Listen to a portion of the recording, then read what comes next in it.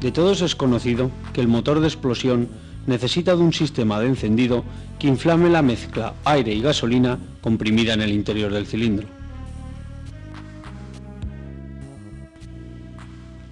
La evolución de los motores para conseguir mayores rendimientos, menor consumo de combustible y una disminución de los gases contaminantes obligaron a los fabricantes a mejorar el sistema de encendido, sustituyendo el encendido convencional o de platinos por otros sistemas que consiguieran eliminar los siguientes inconvenientes.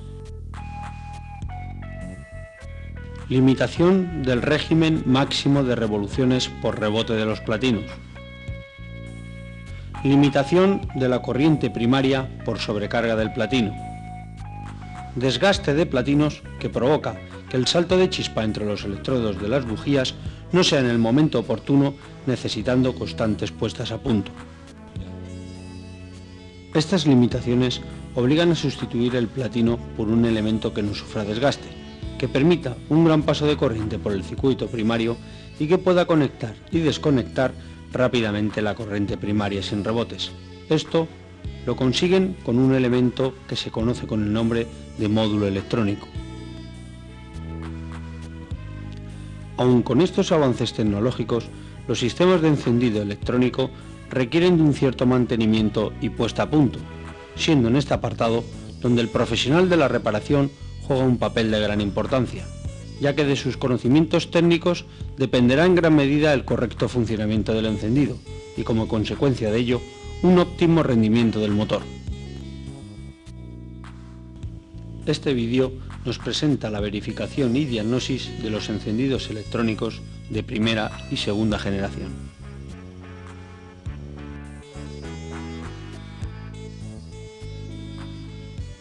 ¿De qué elementos consta un encendido electrónico?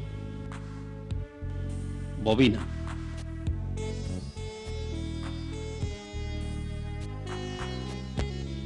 Módulo electrónico.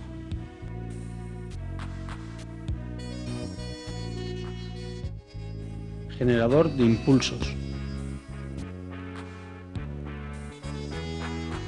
Distribuidor.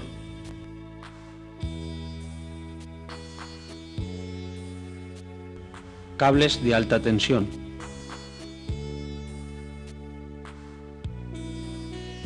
Bujías.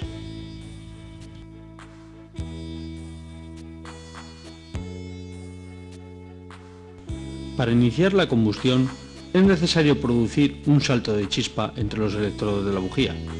El instante en que se produce dicho salto, las condiciones no son nada óptimas.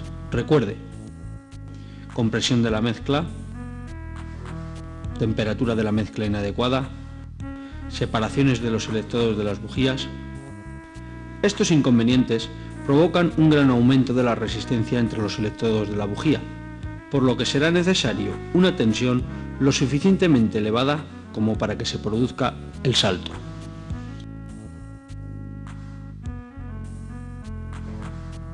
¿Quién se encarga de transformar esa tensión?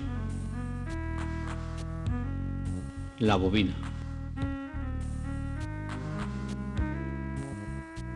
La bobina es la encargada de transformar la baja tensión que dispone la batería en la tensión necesaria para inflamar la mezcla. Está constituida por un núcleo formado por una serie de láminas de hierro sobre el cual se arrolla una bobina de hilo fino con un gran número de vueltas, llamado arrollamiento secundario. Encima de este va situada otra bobina, en este caso de hilo grueso y pocas espiras, llamado arrollamiento primario. Para alojar este conjunto se utiliza un recipiente generalmente metálico en el cual se introduce aceite para su refrigeración.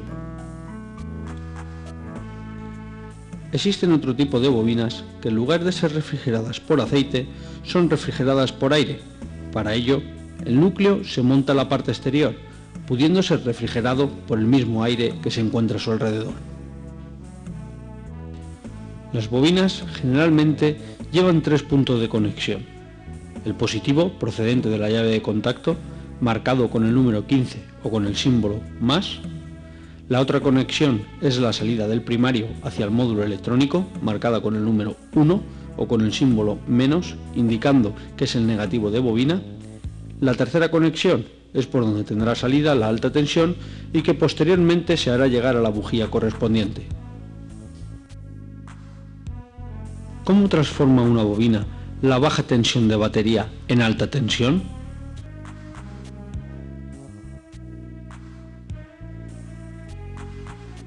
Cuando por el arrollamiento primario se hace pasar una corriente eléctrica, aparece un campo magnético que corta las espiras del arrollamiento secundario. Si la corriente del arrollamiento primario cesa instantáneamente, desaparece el campo magnético, apareciendo en el arrollamiento secundario una tensión suficiente para producir el salto de chispa entre los electrodos de la bujía. Durante el proceso de funcionamiento hemos observado que se produce un paso de corriente intermitente a través de la bobina. Esta corriente no se deriva directamente a masa, sino que se le hace pasar a través de un módulo, de forma que sea él mismo quien permita ese paso de corriente. Nos estamos refiriendo al módulo electrónico de encendido, que además de permitir el paso, es capaz de controlar el ángulo de cierre para conseguir una energía constante en todo el margen de revoluciones. Pero el módulo, para poder ejecutar su función, necesita una señal de mando que le permita en el momento oportuno proceder a la conexión y desconexión del circuito primario. El módulo electrónico es controlado por un generador de señales. El generador de señales es el encargado de producir la señal de mando que recibirá posteriormente el módulo electrónico para poder conectar y desconectar el circuito primario. Existen diferentes tipos de generadores, pero solo dos de ellos se utilizan de forma más generalizada. Estos son el generador de impulsos por inducción, el generador de efecto Hall. Veamos cada uno de ellos. El generador de impulsos por inducción se encuentra situado dentro del distribuidor, en el lugar que ocupaban los platinos de un encendido convencional. Está formado por un rotor y un estator. El rotor es de un material magnético y tiene tantos dientes como número de cilindros tenga el motor. El estator lo forman un imán permanente y una bobina fijados a una placa móvil, sobre la cual actúa el avance por vacío. Cuando el rotor comienza a girar, se produce una variación de entrehierro entre los dientes del rotor y los dientes del estator, apareciendo una variación de flujo magnético, la cual inducirá en el bobinado una tensión alterna, que irá aumentando de valor a medida que lo haga el régimen de revoluciones. El generador Hall se encuentra situado dentro del distribuidor y también produce la señal de mando, pero por un procedimiento completamente diferente. Está formado por un tambor que lleva mecanizado sobre él unas pantallas que se corresponden con el número de cilindros. El tambor se encuentra unido al eje del distribuidor y su recorrido puede verse alterado por el mecanismo de avance centrífugo. En la parte fija se encuentra el semiconductor Hall y enfrentado a él un imán permanente, dejando un pequeño entrehierro por donde se desplazarán las pantallas del tambor.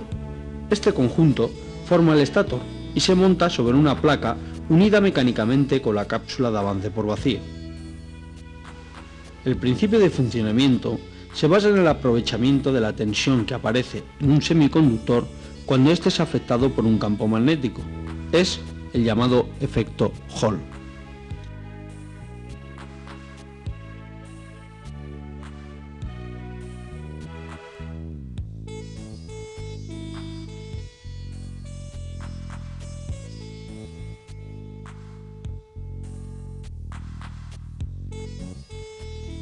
El distribuidor, como en todos los sistemas de encendido, a través del rotor y la tapa, se encarga de repartir la alta tensión generada por la bobina a los cables, que la conducirán a las bujías según el orden de encendido.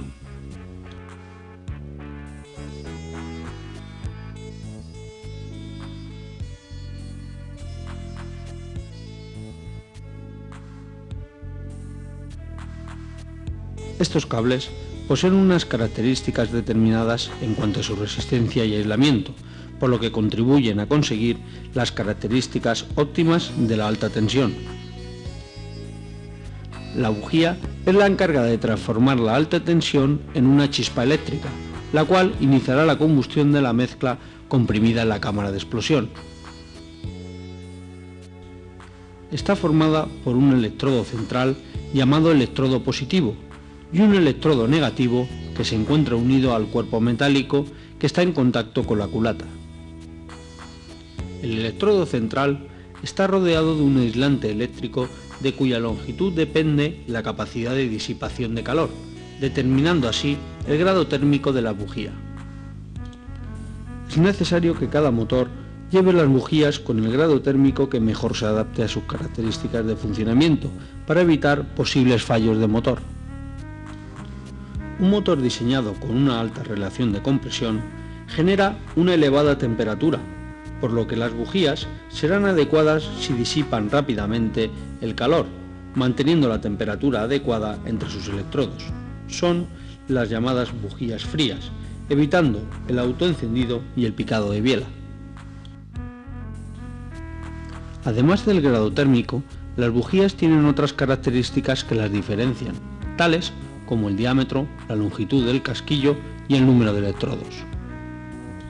En el estudio realizado sobre el encendido, hemos podido ver la gran importancia que tienen todos sus componentes y la necesidad de mantenerlos en perfecto estado, puesto que de todos ellos depende el correcto funcionamiento del sistema de encendido. Si alguno de estos componentes dejara de funcionar o no lo hiciera correctamente, se apreciaría un funcionamiento deficiente del motor o simplemente imposibilitaría su funcionamiento.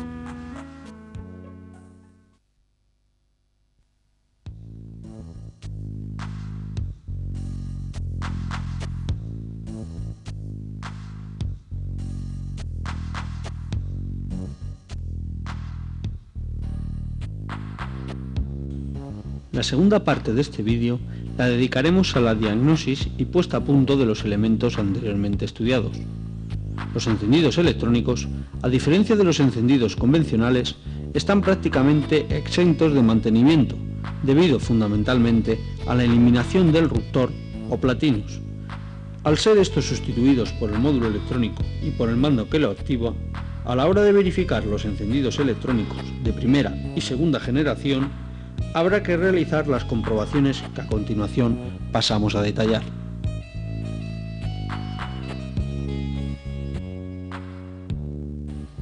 Verificación del encendido electrónico. En primer lugar, nos aseguraremos del estado de carga de la batería, así como las conexiones eléctricas entre todos los componentes del encendido, que no presenten signos de oxidación ni de recalentamiento y que se encuentren firmemente sujetos en su conexión correspondiente, ya que cualquiera de estos motivos puede ocasionar fallos en el sistema de encendido.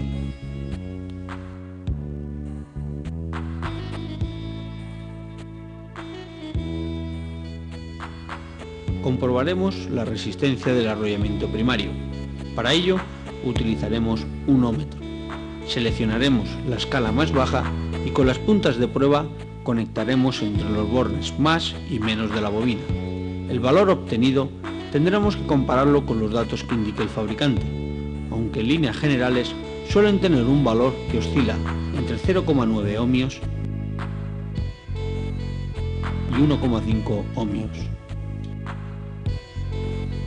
Si el valor es inferior al indicado por el fabricante, es indicio de que este arrollamiento se encuentra en cortocircuito.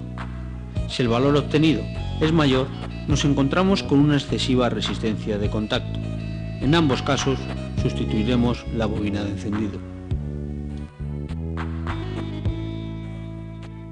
A continuación, comprobaremos la resistencia del arrollamiento secundario.